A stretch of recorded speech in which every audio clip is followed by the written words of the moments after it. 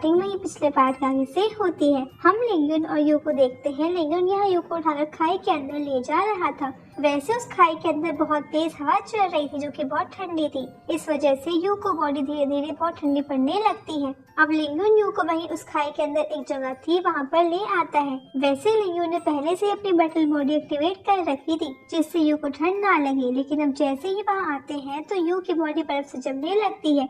ये देखते हुए लिंगन अपनी फायर पावर का इस्तेमाल करता है। हम देखते हैं कि इस चीज से यू की बॉडी पर से बर्फ फटने लगी थी, लेकिन अभी भी उसके अंदर कमजोरी थी और लिंगन को उसे निकालना नहीं आता था, इसलिए लिंगन को उस कमजोरी को अपने अंदर ले लेता है। ये उसने रिवर्सिबल टेक्निक की मदद से किया था और इस चीज से अब यू को होश आ जाता है। अब वो होश में आते ही पूछती है कि आखिर हम कहाँ पर हैं, जिस पर लिंगन उसे उस जगह का नाम बताता है। सुनकर यू कहती है कि तो बहुत खतरनाक जगह है, हम यहाँ पर क्या कर रहे हैं। तो इस चीज पर लिंगन कहता है कि वो भाई यहाँ पर कभी नहीं आएगा और रास्ता एंड हो जाने के कारण मुझे तुम्हें यहाँ लाना पड़ा। अब इतना कहते हुए लिंगन वहीं पर बेहोश होकर गिर गया था। ये देखकर यू बहुत ज्यादा शॉक थी, लेकिन फिर वो समझ जाती है कि असल में लिंगन ने रिवर्सिबल टेक्निक का यूज किया है और अब लिंगन की जो किस्मत थी वो अच्छी थी, क्योंकि यू उसकी कमजोरी के बारे में और उसे दूर करने के बारे में जानती थी। यू एक बैरियर सा क्रिएट करती है। इस बैरियर में एनर्जी का फ्लो ज्यादा था और फिर इसके बाद अब वो लिंगन को उस बैरियर में डालकर कल्टिवेशन करने को कहती है।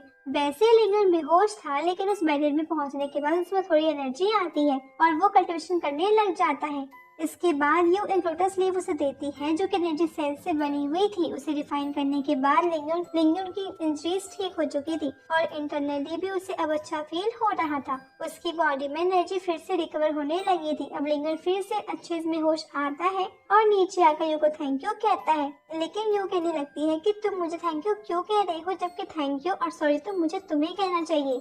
वैसे अब वो उस गुफा जैसी जगह पर आ ही चुके थे, तो इसलिए वो अब अंदर की तरफ देखने लगते हैं। आखिर यहाँ पर क्या है। यहाँ पर लिंगन कह रहा था कि मुझे पता नहीं था कि हम इस जगह पर आएंगे। असल में ये जगह बहुत पुरानी है और उसके बारे में कई कहानियां फेमस हैं।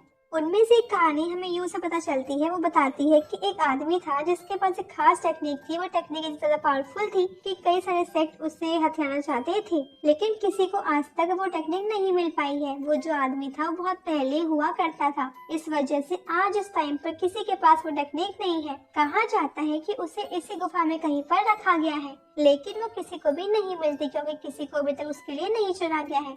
अब लिंगन कहता है कि एक बार हमें भी इस गुफा में देख लेना चाहिए। इसके बाद वो दोनों अलग अलग डायरेक्शन में जाने लगते हैं। यहाँ पर लिंगन एक नॉर्मल दीवार के पास आया था। लिंगन जैसे उस पर उंगली रखता है तो वो ग्लो करने लगती है और उस पर स्क्रिप्चर्स लिखे हुए सामने आ जाते हैं। लिंगन तुरंत ही यू को बताता है कि मुझे वो टेक्निक मिल गई। अब यू वहाँ पर आकर कहती है कि तुमने सच में कमाल कर दिया, लगता है कि इस टेक्निक ने तुम्हें अपने आप ही चूज किया है। लेकिन अब वो इतना सब कह ही रही थी कि इतने में ही लिंगन ने प्रैक्टिस करना स्टार्ट भी कर दिया था। लिंगन उन स्क्रिप्चर्स को रीड कर रहा था और ध्यान लगा रहा था, लेकिन अचानक से वो देखता है कि वो किसी अलग जगह पर आ चुका है, लेकिन उसे कुछ भी समझ में नहीं आ रहा था क्योंकि उसके आसपास बस अंधेरा ही था। यहाँ पर लिंगन डार्क शैडो को देखता है जो कि उससे कह रही थी कि अगर तुम यहाँ तक आ गई हो तो उसका मतलब तुम्हें वो गेट मिल चुका था और अगर तुमने उस गेट को देखा है तो मतलब तुम्हें इस टेक्निक के लिए चुना गया है। मैं तुम्हें अपनी रे ऑफ डिवोरिंग एनर्जी देता हूँ।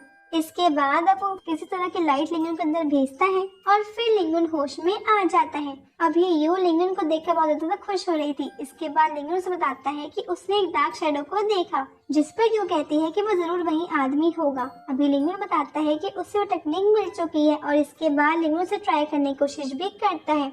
अब वो सक्सेसफुली उसका यूज कर पा रहा था। ये देखते हुए यू और लिंगन दोनों बहुत ज्यादा खुश होते हैं और अभी यू से बाहर चलने को कहती है।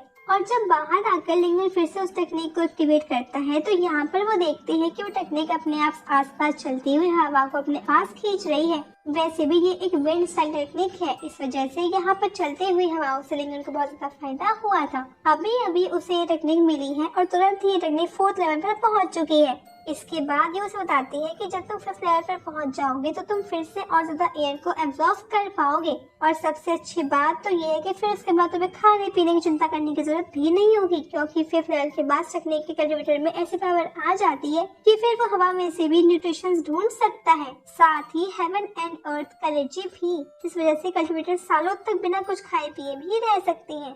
अब लिंगन इस बात से बहुत ज्यादा खुश होता है। हम यहाँ पर देखते हैं कि वो यू को अपने स्पेशल फायर टेक्निक को सीक्रेट सिप दे रहा था, लेकिन यू उसे देने से साफ मना कर देती है। वो कहती है कि ये बहुत ही पावरफुल है। अब लिंगुन 2-3 बार और कहता है, लेकिन यू कहती है कि नहीं, इसकी कोई जरूरत नहीं है। वैसे इसके बाद यू फिर लिंगुन को उस खाई के ऊपर ले आती है। यहाँ पर यू कह रही थी कि अब मुझे चलना चाहिए, हम फिर कभी मिलेंगे। अब लिंगुन कहता है कि रुक जाओ, मैंने अभी तुम्हें ढंग से थैंक यू भी नहीं कहा है। लेकिन अब यू वहाँ से जा चुकी थी। यहाँ पर लिंगुन सोच रहा था कि मुझे भी यहाँ से चलना चाहिए।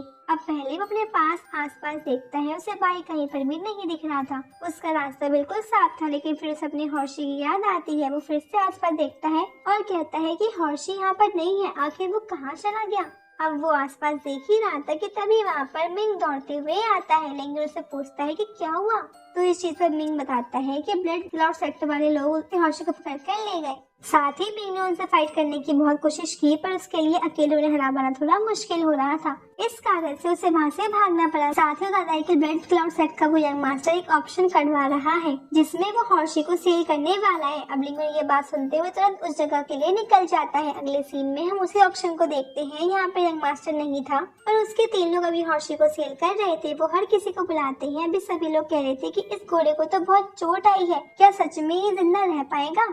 ये देखते हुए उन तीनों में से एक कहता है कि बिल्कुल इससे बहुत एनर्जी है। इसके बाद अपना चाबुक निकलकर उस हॉर्शी के ऊपर चलाने लगता है।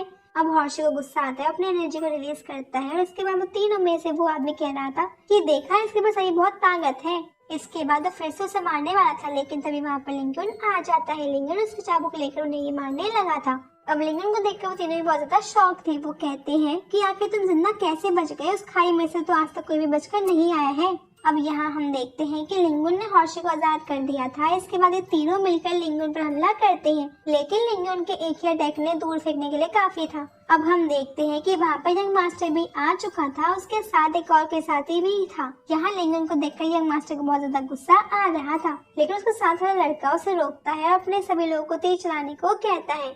अब सभी लोगों ने तीर तान दिए थे, मगर तभी ये पार्ट यहीं पे खत्म हो जाता है।